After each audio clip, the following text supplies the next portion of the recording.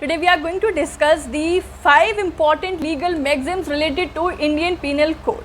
The first maxim is actus non facit reus nisi mens sit rea, means there can be no crime without a guilty mind. The second legal maxim is de minimis non curat lex, means the law would not take action on the small and trifling matters.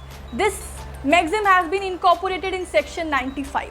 The third legal maxim is ignorantia juris non excusat, which means ignorance of law has no excuse. The fourth maxim is voli incapax, which means incapable of doing any harm, which means a person doesn't know what is right, what is wrong, and this is incorporated in section 82, where an act which constitutes offence is done by a person under the age of 7 years.